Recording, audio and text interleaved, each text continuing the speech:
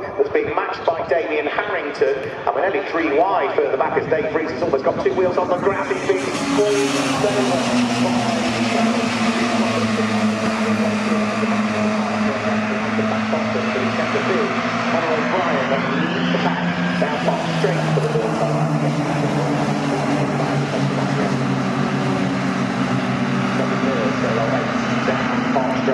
up towards Park Corner. Conor O'Brien looking to try and make good his escape if at all he can. The fast starting Spencer Wanstall looking to see whether he can run wheel to wheel with Joe Thompson, which was where they were as they disappeared out of my view and in towards Coppy's Corner.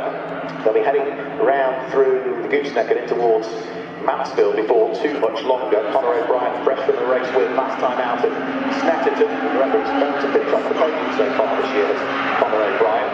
And he's looking to try and maintain this good run of consistency that he's had as he is about to reappear into view in towards the bottom of the mountain. It is Conor O'Brien that leads the way. Joe Thompson did bend off the aspirations of Spencer Wanstall, so it's Thompson still in second place, Spencer Wanstall there in third place, Graham Davis in fourth position. It looks like it's number 94, which will be Lee Roberts, who's there in fifth place, and wrapping up the top 6 at the moment, it is Joe Colley that's there in 6th position, up from 7th on the grid. The early leader in the Mini 7S class, whatever as it has been this year, Michael Winkworth that leads the way, and it looks like it's number 1758, it was grey car, so it must be Matthew Ayres that's up to 2nd in the Mini 7S class in the early stage of this one. Matthew Ayres has not had a 2nd in class so far this year, so if he can hang on to it, he'll be more than pleased. Over the start-finish line go the top 3. Fairly widely spread actually are the Mini 7s. Nobody really squabbling over places towards the sharp end of it. However, we've had a machine.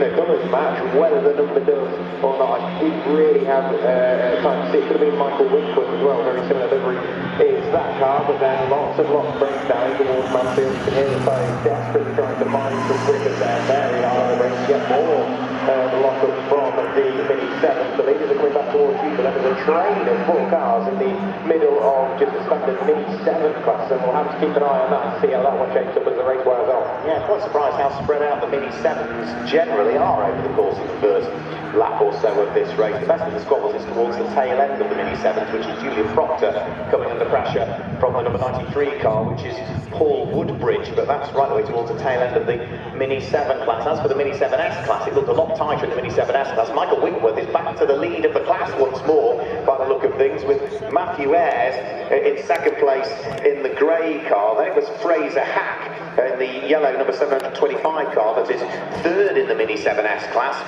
for the much less modified 1275cc engine cars, and fourth in the Mini 7S class. I'll pick up this time as they come over the start-finish line. Fourth in the Mini 7S class is going to be Green Machine.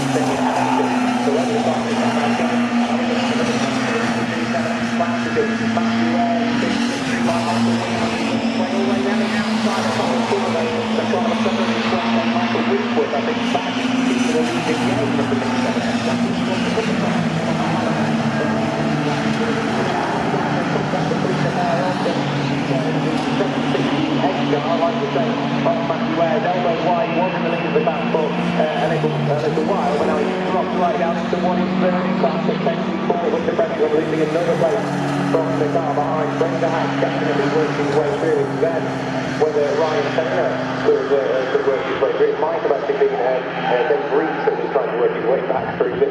But all of those putting this so close together, I can't quite see between them at the moment. And I went to go see Joe Thompson during the lunch break, and he keeps having moments through Charlie, and he's really up to it this time. He's struggling to keep up with Conor O'Brien already. Conor O'Brien last time through fastest lap of the race, 1 minute 47.904. But Joe Thompson last time through also through Charlie, very clever. It looks like we might have had a change for all the Graham Davis loses out, and starting at the inside towards the bottom of the mountain comes number 94, which is Dave Roberts. So Dave Roberts now into 4th place. The yellow car, Graham Davis, dropping down into 5th position, whilst Joe Polly and Darren Thomas are that far behind as well. Darren Thomas at the wheel of the largely green number 20 machine for the Mini 7S class. It is Michael Winkworth from Fraser Hack, as you suggested, following those problems for Matthew Ayres running wide coming out of Charlie's.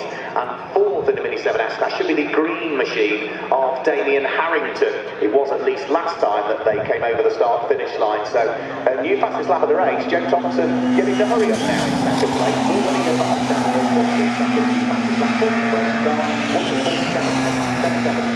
Yeah, he's talking about it, and last time through Charlie, very nice,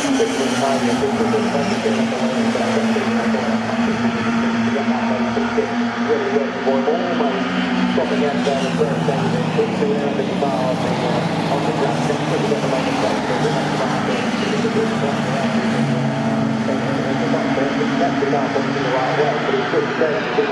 right down towards the tail end of that battle, but it's really opening up towards the front. Fraser Hack desperately trying to work his way by Winkworth in front, but they're really back together up towards Thomas corner. It's Joe Thompson.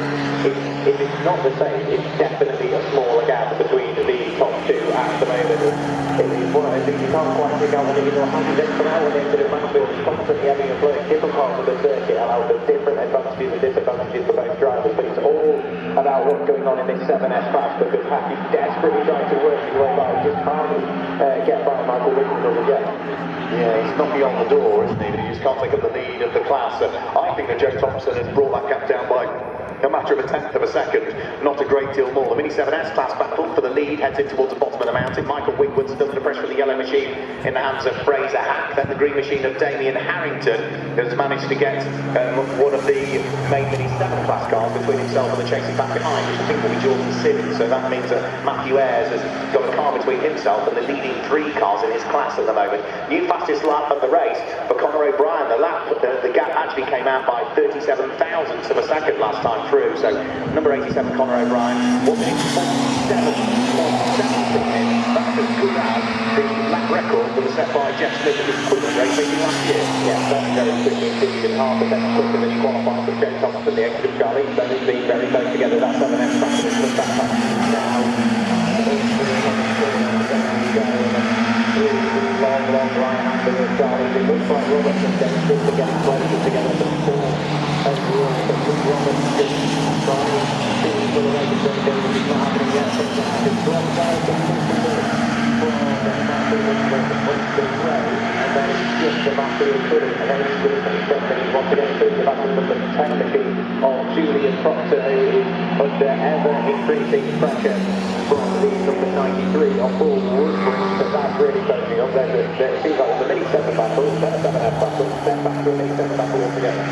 Yes, it's all really kind of typical mini racing in reality. It's always quite close. I was quite surprised how spread out they were at the early part of the race after what just the first lap, and they're starting to close up on each other at various aspects of it. Now we've still got plenty of time in the race to go. There's still 11 minutes of it to go with Michael O'Brien. Let's try Conor O'Brien having posted the fastest lap of the race last time through. Big queue of cars just heading up the mountain at the moment, which is being headed by Graham Davis. Under pressure though from Lee Roberts, then from Joe Polly, and then Mark Sims not too far away. But the leaders are heading over the start-finish line. Conor O'Brien leading the way. Joe Thompson looked quicker than him that time through. Yes, the gap is down to just 0.9 of a second, which means that Joe Thompson is almost now back in the slipstream of the race leader.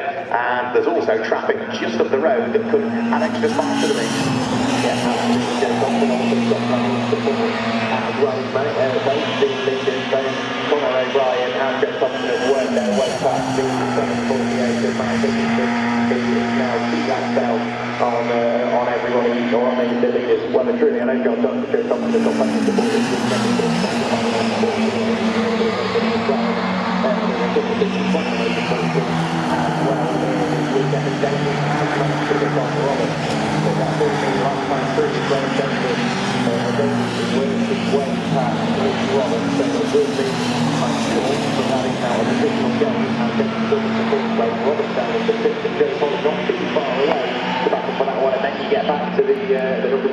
Julian Proctor under pressure. I think that was Pete Paulson that's trying to work his way back. So that's potentially, yeah, a 7-class car and a 7S class car battling away. We've also had the new lap records for both classes as well. The Mini 7S class, the previous lap record was 50.3. Well, we've just had, by the look of things, a woman 49.553 put in by Damien Harrington. That will establish a new lap record round Cadwell Park for the Mini 7S class.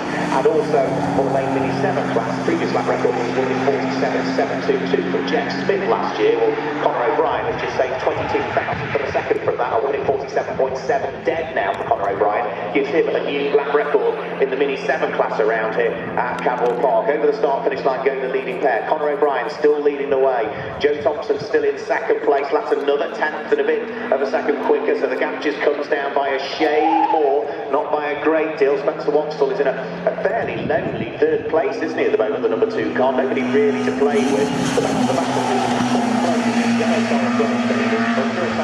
for Lee Roberts. Lee Roberts has also got Joe Polly right with him, as those 3 cars are all busy slipstreaming each other. And into the pit lane, I'm afraid, we're going to lose one. It's going to be Mark Stevens ahead for the pit lane. Watch out then for the lead back of the Mini 7S class, because Fraser Hackett just lost the lead going over the start finish line. Michael Whitworth kind of a second big one, yeah. The blue name goes back for the Mini 7S class. Yeah, there's that.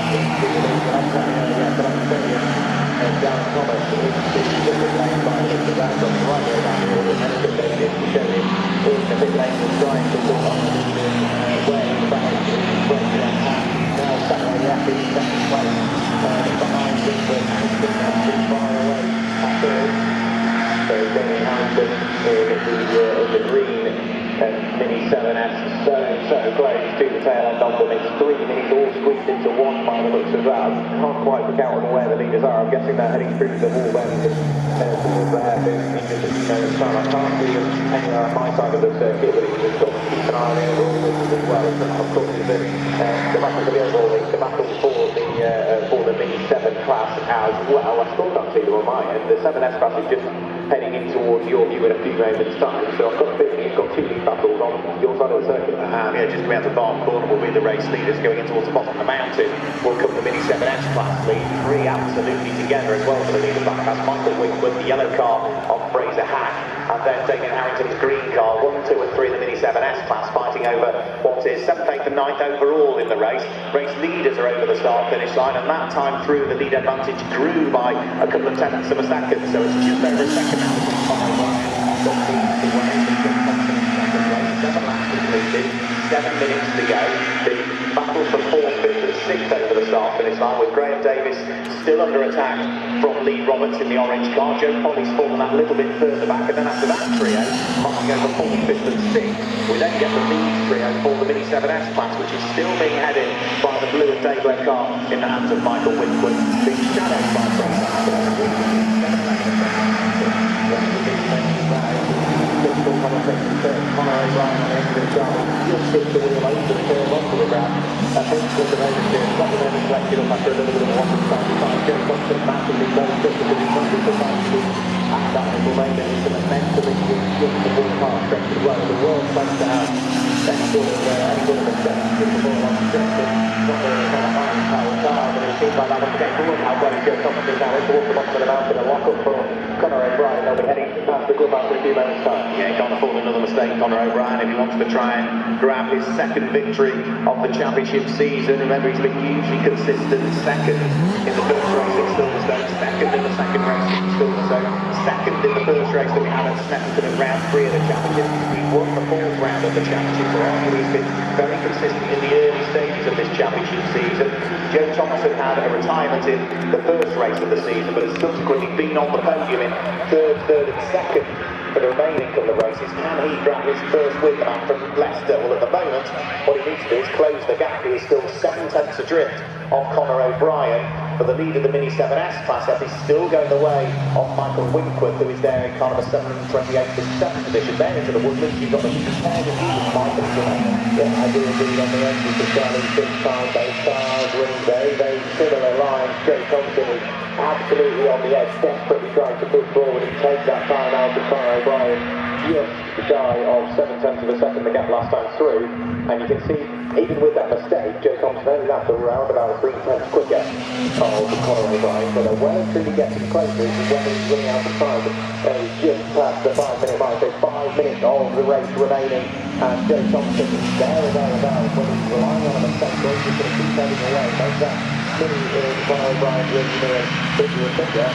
And then will apply Joe Thompson, or will it be a little bit of traffic that plays the part? Because it looks like Joe Thompson is massively closed in. I didn't think out who that was. I think that was Ben Reed that slowed down Conor O'Brien. All essentially, of course, but look how close Joe Thompson is now. Let's see your time. Indicating towards the bottom of the mountain there. Joe Thompson is definitely right up onto the best tail of the race with Conor O'Brien.